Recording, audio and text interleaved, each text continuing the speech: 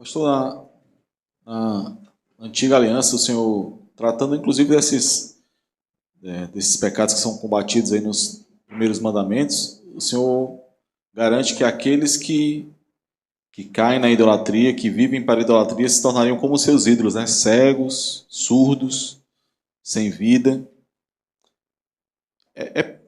Em que medida isso acontece também na nova aliança com aqueles que, mesmo sendo crentes ou supostamente crentes, né, são de alguma forma tomados pela idolatria, né? Como nós vimos aqui em relação a não somente a, a idolatria mais convencional, né, mas dos anseios e de alguma forma é enredado por essa idolatria, né? Como em alguma medida isso acontece também e se sim, como a igreja lida com isso, né? Como tratar dessa situação que de uma forma geral nas igrejas é cada vez mais comum, né?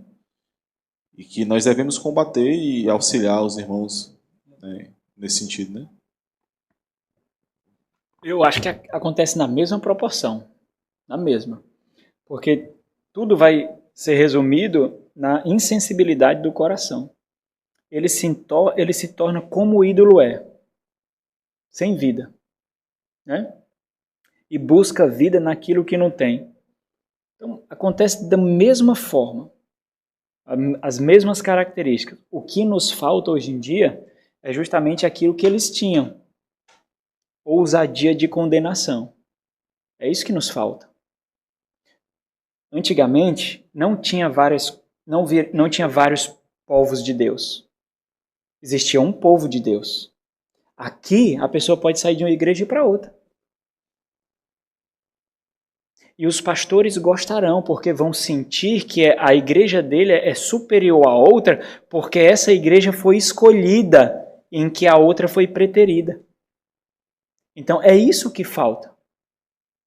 É justamente isso. Mas essa insensibilidade, somado a essa postura de prudência e covardia que nós vemos aos nossos dias, cria um sentimento de conforto absurdo para você não enxergar a sua desobediência, a sua obstinação, o seu erro. Às vezes não é nem pecado assim agressivamente exposto, mas é a sua busca pela comodidade de não ser exposto, né? Você só não quer ser exposto e você vai para um local em que você sabe que não é exposto. Então é a mesma coisa, só nos falta profetas ousados e convictos. Mas a insensibilidade, a dureza, a inércia, o regozijo com as religiões das outras nações. Imagine, as outras religiões tinham cultos pornográficos, prostitutas e prostitutos cultuais. Esses cultos foram amalgamados com o culto a Deus, irmãos. Só que hoje em dia nós fazemos um amálgama, uma mistura de cultos pagãos a Deus, mas não é com prostitutas. Não é com prostitutos. É com mundanismo palatável. Nós maculamos o culto a Deus, maculamos o povo de Deus com um culto, criando um culto palatável, criando uma religião palatável, que abarca tudo, é elástica demais. E aí a gente acaba se tornando como aquilo que nós fabricamos mesmo de ídolos, que é nós moldamos, né, os nossos ídolos. Nós moldamos, nós modelamos da forma como nós queremos. Eu acho que o grande prejuízo da nossa de crentes que não é da Bíblia toda, tem crentes que é só do Novo Testamento, né, irmãos? De crentes que não é da Bíblia toda, eu acho que o grande prejuízo é de achar que o Deus da Nova Aliança é um Deus que não mata mais. É um Deus que não pede contas mais. É um Deus que não se ira mais. É um Deus que deixa-se ser abusado. Eu acho que esse é o grande ponto, sabe? Da questão. E aí quando nós vemos, fazem como Isaías, né? Foi cerrado ao meio. Fazem como Jeremias, manda prender. É assim que fazem com os profetas que os denunciam. Né? Quando o Senhor Jesus veio chorando e disse: Jerusalém, Jerusalém, que mata os seus profetas. Né? É do mesmo jeito, só que hoje a morte não é mais um aprisionamento, é a morte moral mesmo. É a morte moral, né? Grosso, estúpido, rígido, sem amor. É a morte moral mesmo, né? É desse jeito, mas é a mesma coisa, mesma coisa. E isso torna ainda pior pela quantidade de graça que nós recebemos na nova aliança em Cristo Jesus. Amém. E o importante é entender, viu, irmãos? Não é o que a igreja impõe, é o que a sua consciência apreende. É isso. Porque se você viver de imposição, um dia você vai estourar. Ninguém aguenta, né?